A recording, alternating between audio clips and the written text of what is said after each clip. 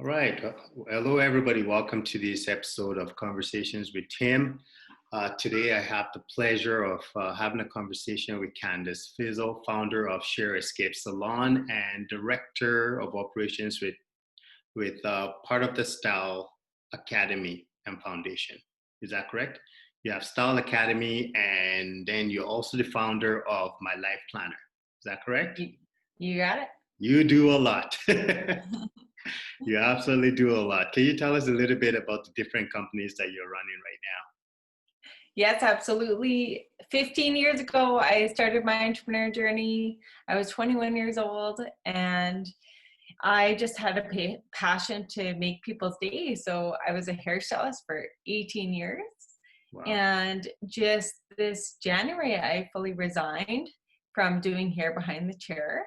Okay. And good thing, because just this week I Oh, fell lovely. and broke my part of my hand, which I think that was like the biggest thing you want to not do as a stylist. Oh, for sure.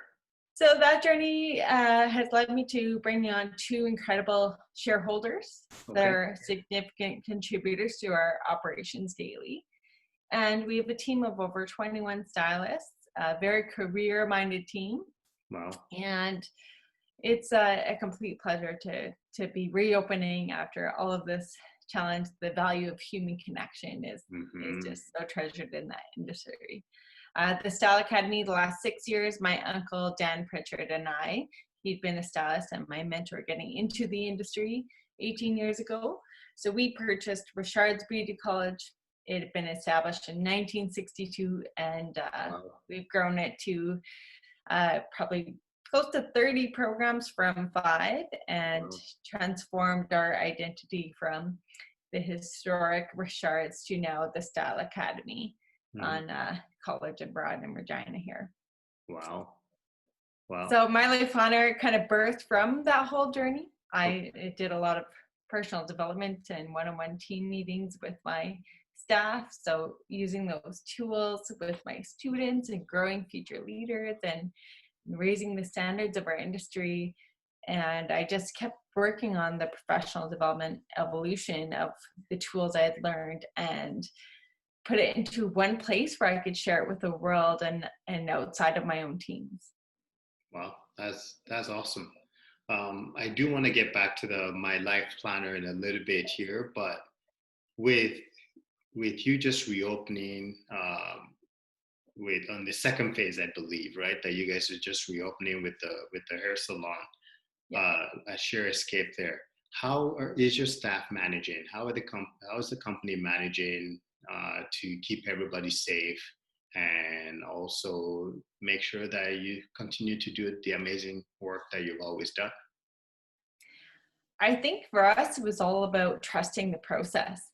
And we built that mantra early on in our team meetings. We did Zoom meetings. We had dress like your coworker, staying connected, having also the really tough, honest conversations of struggle and challenge we individually were facing. And open communication was a big part of our salon team. And when it came to preparing, we did bring in a nurse that could really ground us as a frontline worker. Okay. And she had been exposed to when AIDS had first come through, when H1N1 came through, and what it was like to the point of finding a vaccine or understanding of how the disease worked. So it was really good to reopen with confidence in education instead of the fear that had been instilled through media. It really brought our team together to feel confident as a response in one unified way. And following PPE, there's a lot of discomfort when it comes to fogged up goggles and all these things. But when it comes to calming the anxiety of reconnecting with people again and bringing them into that trust that we're doing things the right way when we're doing that for our customers, the team's just been so resilient. That's amazing. And I think that's all the part of the leadership process too, right? Because as a leader, you have to be able to instill that confidence in your staff, right? And also make them want to come to work and be resilient and actually want to do what they love doing under your brand, which is amazing. You talked a little bit about being able to share some of the difficult times and some of the challenges that each person is facing. So yourself as a mom, as an entrepreneur, as a boss running many companies, how do you cope with the stress of all the demands of everything? Definitely healthy rituals.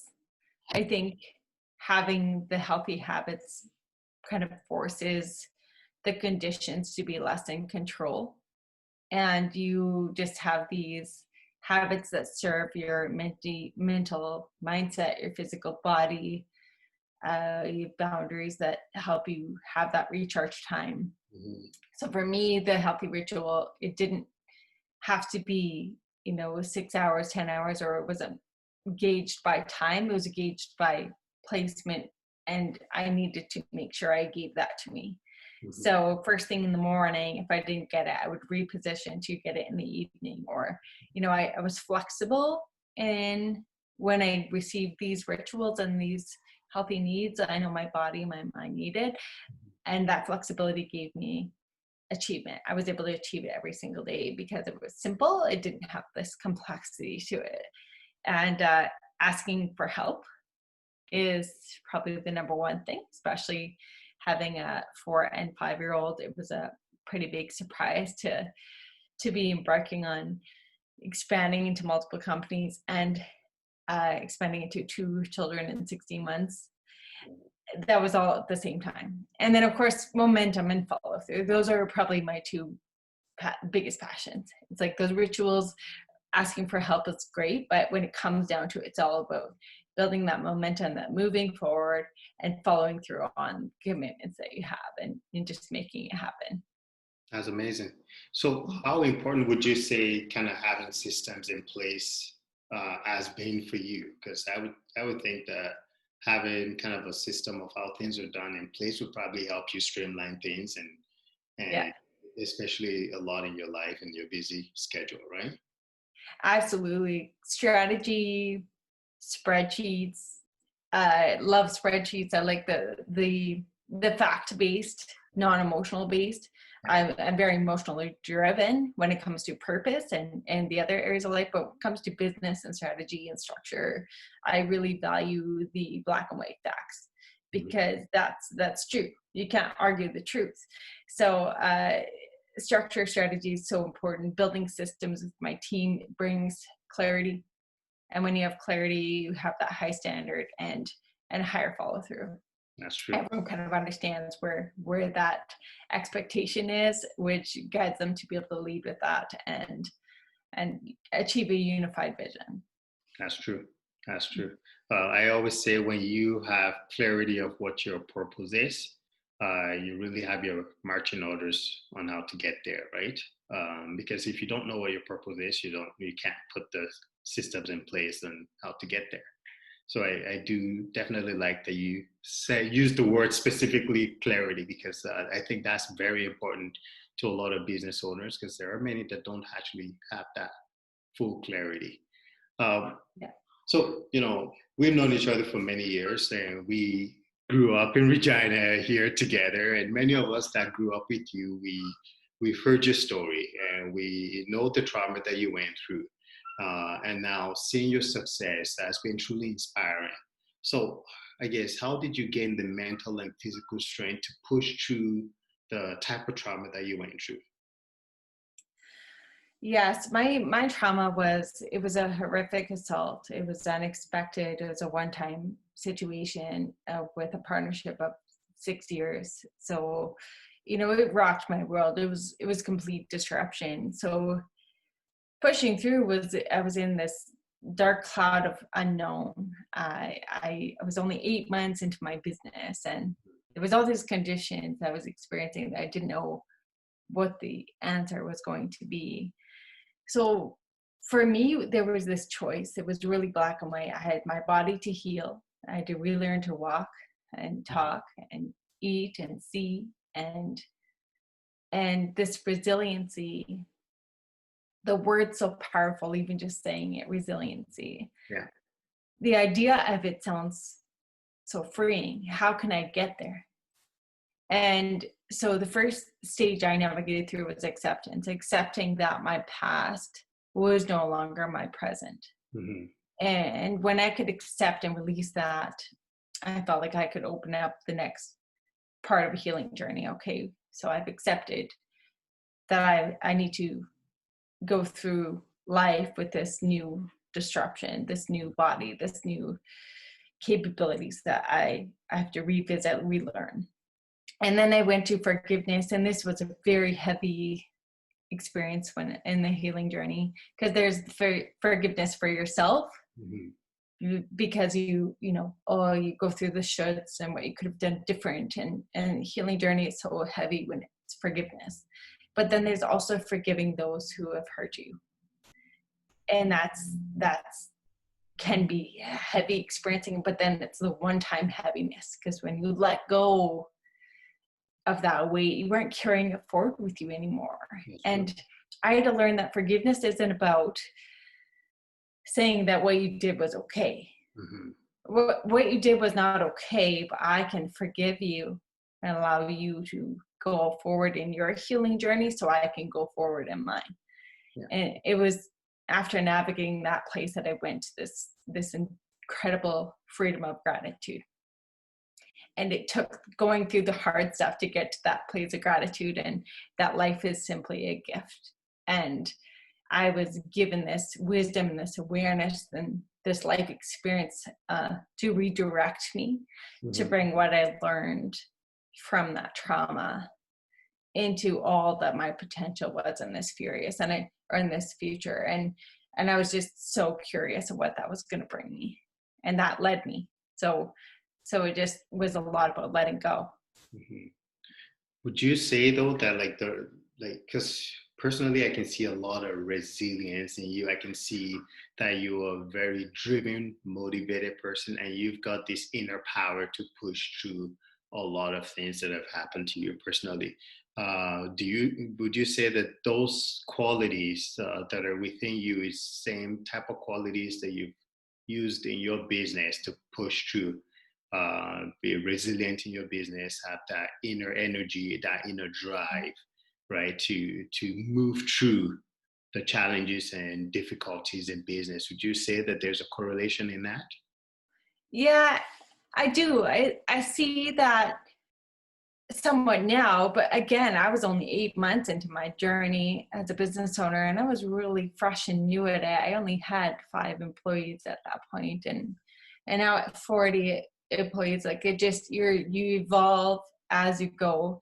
But a lot of it comes down to self-awareness, because no path continues consistently. You're constantly exposed to new challenges and being rerouted, and heavy decisions that you wish you didn't have to make. Someone else could just do them for you, right? You always wish you had this crystal ball.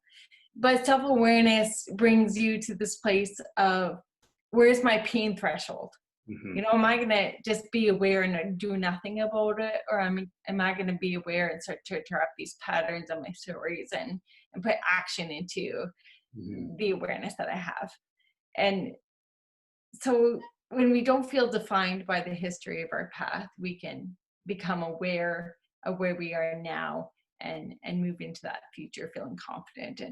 And that curiosity can help us from this adaptive behavior. Because if you just think of adapting, you're pushing yourself to be somewhere you don't really want to be, but you're adapting to it because you have to.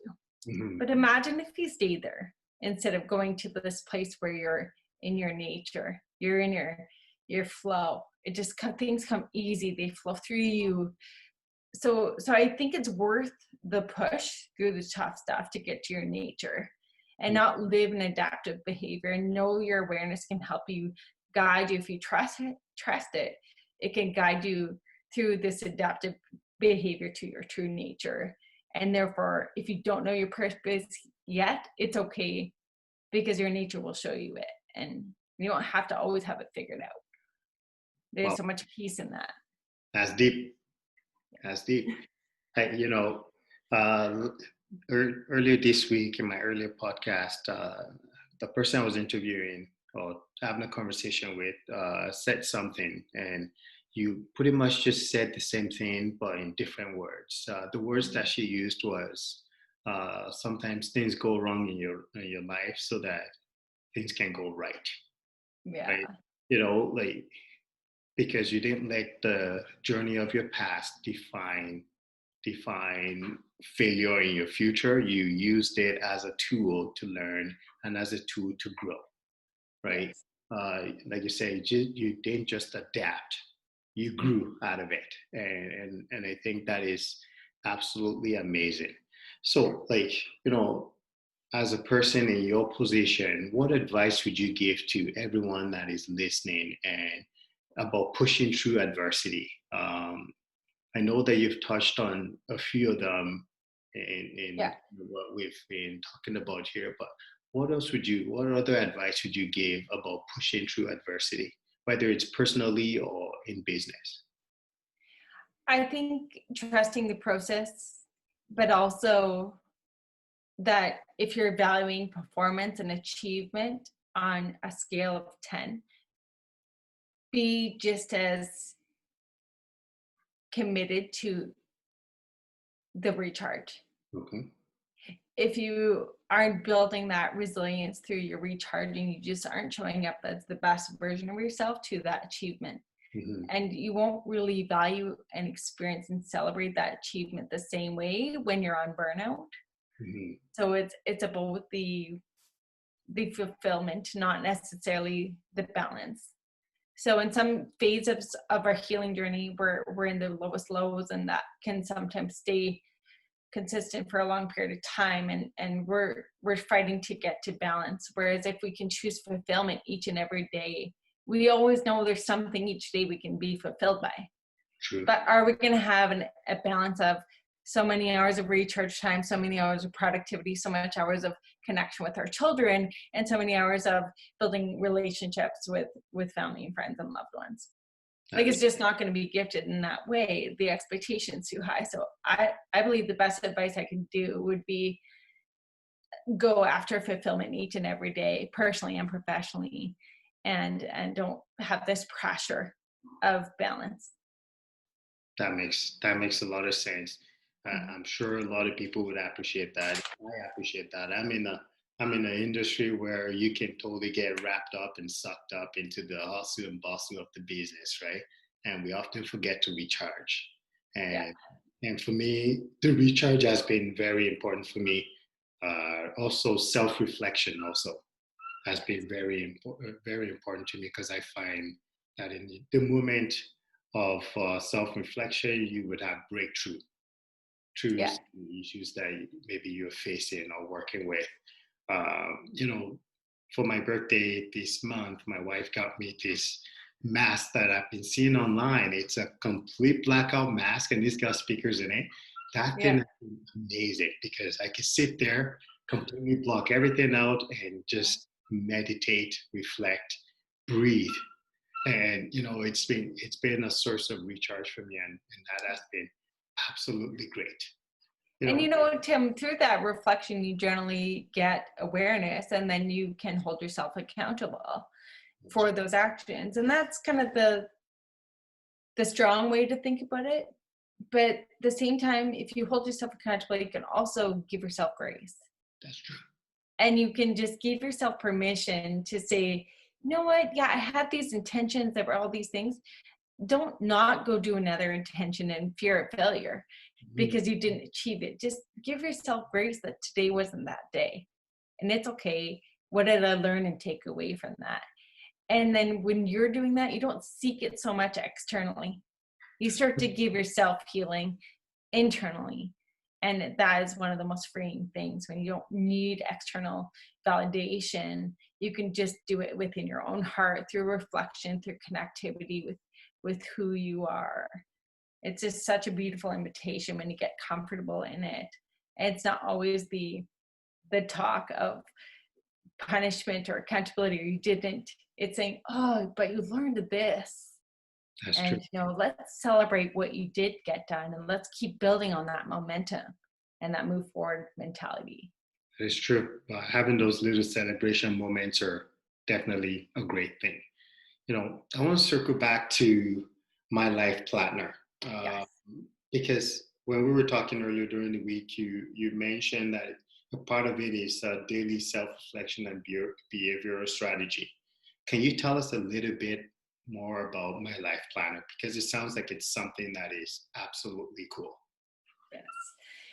So my life planner birthed from the experience of developing the courage to stand in my own power and acknowledge that I'm no longer in this open wound, that they've built a scar that I can say that I truly have become resilient through. I can stand here in my power and share my journey and say, don't judge yourself on my journey, right? Just be in your own journey and be inspired through this journey and say, what is my story? So I think that my life planner was an opportunity for me to go out and share my journey. And the last 2 years, I started speaking on it.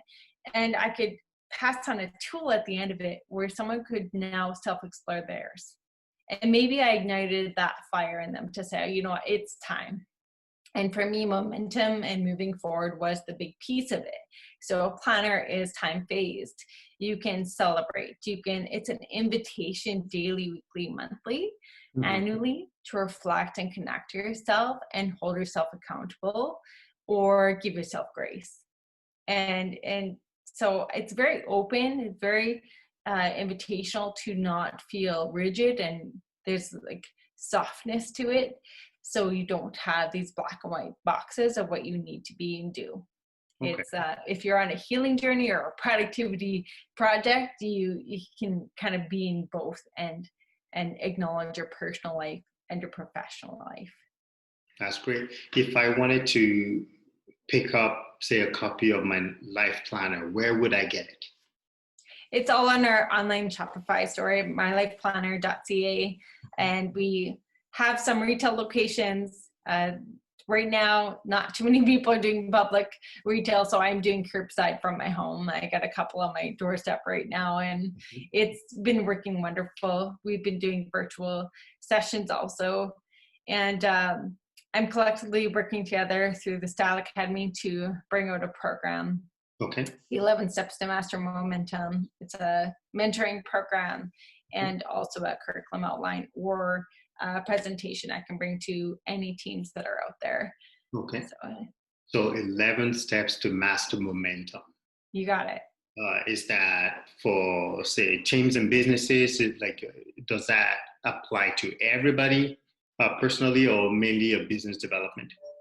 11 Steps to Master Momentum would really be for a team mindset or an individual that's looking to move forward. They're maybe past the council side of things and they're ready to hit the move forward button. Okay. And if you are looking for mentorship style, the one-on-one is going to become an option. Okay. And when it comes to the healing journey, we have journals also that help plant seeds of, here's a template that you can just use if you weren't sure what to write today. Okay. And it also has the healing journey flow pages of acceptance, forgiveness, and gratitude, because that truly is the simplicity and the power of the choice.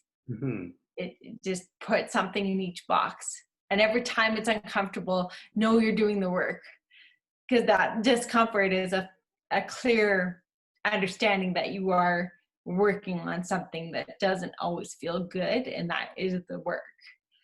So it really gets you into that vulnerable state where you really truly have to dig deep, right? To kind of get that momentum and get that breakthrough. That, in today's world where we're dealing a lot with mental health, I think this is something that could be absolutely incredibly helpful. Do you have people that are using your programs and using my life planner and to kind of help cope with mental health and things like that? Yes, absolutely. There's a personal areas of growth page that every month you just put something in each box. Okay. And that's the idea of not having overflowing boxes. It brings self-awareness, but in a gentle way. So if you have an empty box, there's awareness that, you know what, I'm not doing anything to serve my mental health or my physical health or my nutrition or my extraordinary relationships that I care so much about, Mhm. or the community.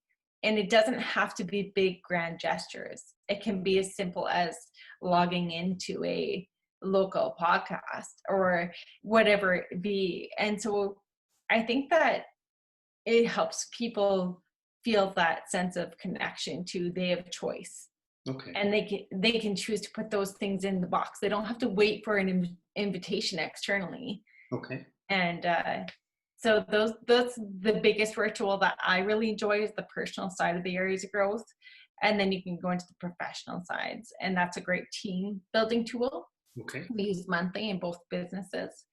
And then also the reflection every single month is like a keepsake at the end of the year, when you go to the 12 months and just, I don't know about you, but I forget what happened yesterday. Yeah. So when I go through a 30-day reflection, I'm like, okay, what did I do? And I have to like go through photos and see the dates on them.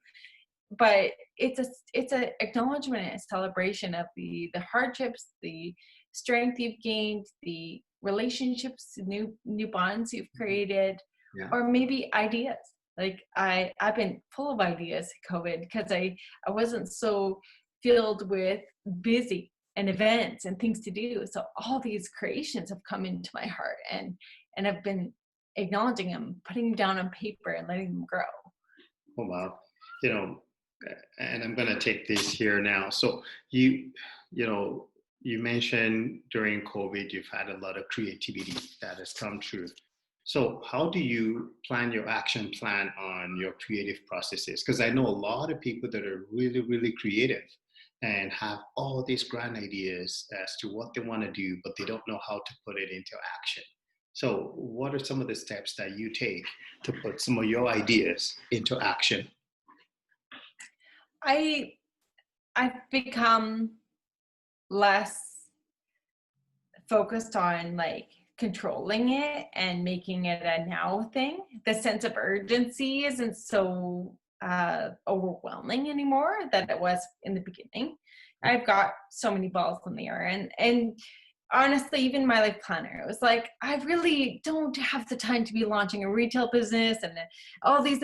Why am I being so pulled and called to do these things? But when it aligns with my passion and my purpose and my truth, I can't ignore it. So I think if you have something in your heart that you can't ignore, just lean in and do it and follow through on it. And it doesn't mean you submit the business plan tomorrow and you go crazy for 6 months doing it, but it does mean that every time your heart pulls you forward, you just listen. Yeah. And I've had this app in my spreadsheets for over 2 years, and I kept opening the chart every time I had an idea, and write it in. I'd shared it with a few mentors and a few close friends, and Cultivator just threw out that they had this, cohort that was starting up again this summer, and it was Thursday deadline, and I just said, you know what, why not? Yeah. I kept evolving it. Why not? Now seems like the perfect time. It's very aligned with where our future world's going post COVID. Yeah. So I typed it in. It took me 30 minutes. I Mhm. hit submit. I believe that follow through is the greatest thing you can do. It's the humility of it can become unbearing sometimes, because you maybe weren't everything wasn't perfect and you weren't fully ready. But when you get comfortable with being uncomfortable, you move forward quicker, and it redirects you, invites new people in, it gets you growing and ready for that next challenge. So it's definitely the follow through. That's amazing. Thank you so much for sharing that. Before we kind of end our conversation today, how have you and your family been, I guess, coping with the whole isolation thing? I know for some people it's been pretty hard.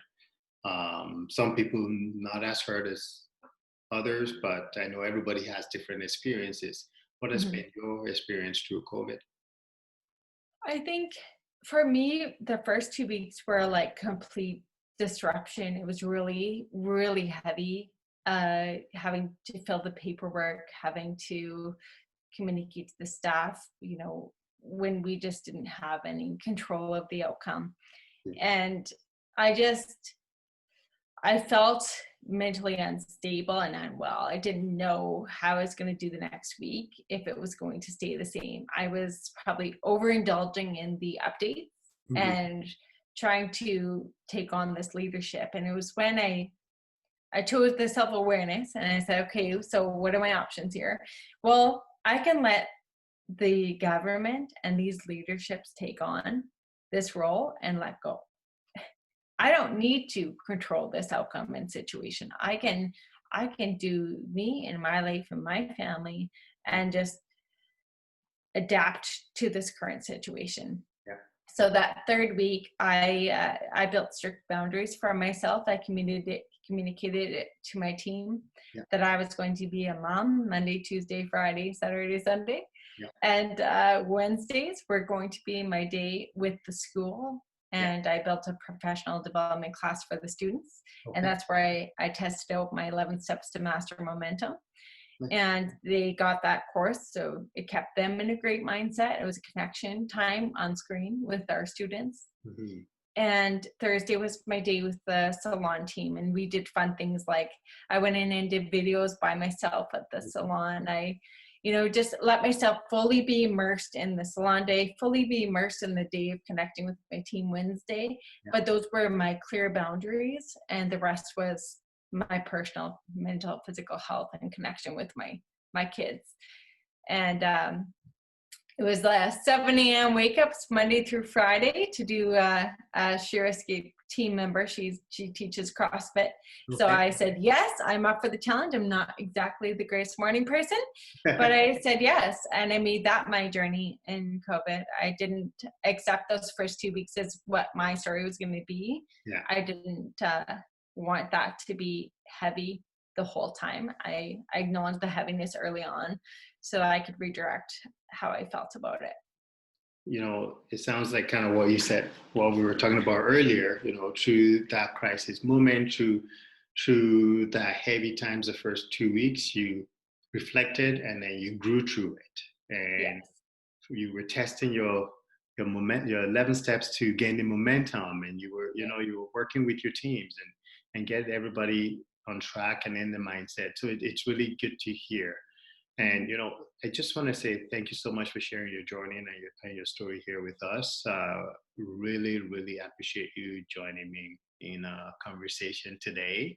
Hopefully real soon, this whole COVID thing will settle down and everybody can slowly getting back to, I think, what is going to be a new normal. And hopefully people have grown through the times of this crisis and pandemic. They've grown to be a stronger person, a more unique person, and they can follow through on their creative sides as well.